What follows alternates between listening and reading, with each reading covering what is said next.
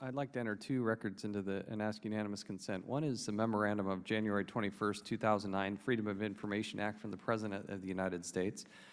Without objection, so ordered. I'd also like to introduce into the record a couple months later, April 15, 2009, a directive from the White House, a memorandum for all executive departments and agency general counsels from Gregory Craig, counselor to the President, reminder regarding document requests. Without objection, so ordered. Here's the concern. The President put forward a very laudable email that's a directive. He says, quote, "The presumption of disclosure also means that agencies should take affirmative steps to make information public." He says all agencies should adopt a presumption in favor of disclosure. And he goes on, and I think most people would applaud this type of thing. Certainly, in one of his first days in office, to do that is significant. It's part of the reason we're here. But I want to read to my colleagues a portion of this chilling effect that I think went out from the White House that changed that discussion quite dramatically. This is, again, to all executive department and agency general counsels. This is a reminder that executive agencies should consult with the White House counsel's office on all document requests that may involve documents with White House equities. Now, I'm not sure what the definition of White House equities exactly is, but he says in second paragraph, the need to consult with the White House arises with respect to all types of document requests, including congressional committee requests, GAO requests, judicial subpoenas, and FOIA requests.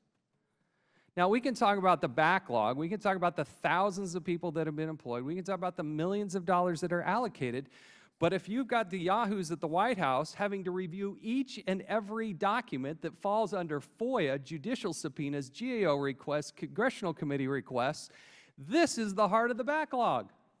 The heart of the backlog lies in this memo that we have to clarify the President of the United States some less than 4 months after he's been in office to say, no. Don't fulfill the FOIA request. Send it here to the White House. We have equities. The White House equities. You want to see the bottleneck, look at the White House. And if there's further clarification, let's see it.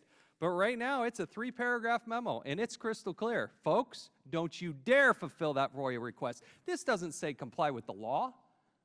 Does anywhere in FOIA, does it say that the White House General Counsel's office should review a FOIA request before it's given to the public or to the media? No. But it does say the need to consult with the White House arises with respect to all types of document requests, and included in there is for FOIA. And he goes on, and it applies to all documents and records, whether in oral, paper, or electronic form that relate to communications to and from the White House, including preparations for such communications. Would the Chairman yield? Sure. Oh, I thank the Chairman. Chairman, I'd ask unanimous consent to enter into the record a memo from the George H.W. Bush White House Assistant Attorney General on this issue, dated September 1, 1988, which is identical to the policy the Chairman is decrying, requiring that FOIA requests go through the White House. That was the Bush. Without objection, so ordered. I thank the Chairman. And what I would argue is, if it wasn't right in the Bush administration, it's not right in the Obama administration. I don't care who's in the White House. It's wrong, it's wrong, it's wrong. It has a chilling effect. It slows people down. It sends a signal to those men and women who are on the front lines, who are trying to do their jobs and have been hired to do it. Don't you dare send that to Mr. Leopold. Don't you dare give that to the New York Times. How dare you talk to CBS News. Don't you dare talk to Newsweek. And heaven forbid you should give Mr. Anderson the records about his captors, because we wouldn't want to offend the people that kidnapped Mr. Anderson for 7 years. That's the problem. That's the problem. The message from the President, the message from the White House should be, open it up.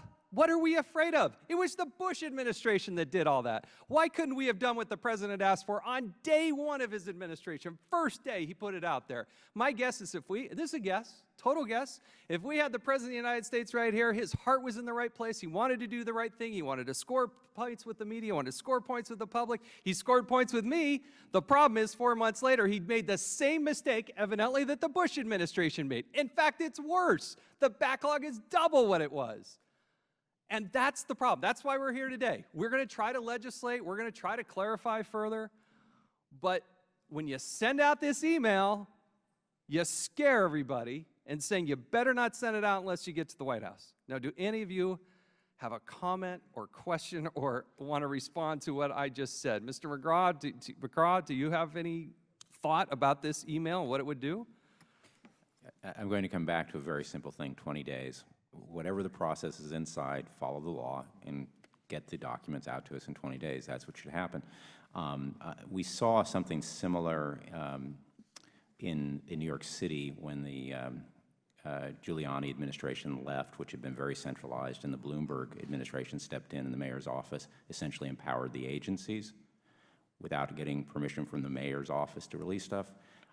It was a good day, and some of the agencies couldn't believe it. It took them a while to get used to the freedom, but yes, the law should be abided by, and 20 days should mean 20 days.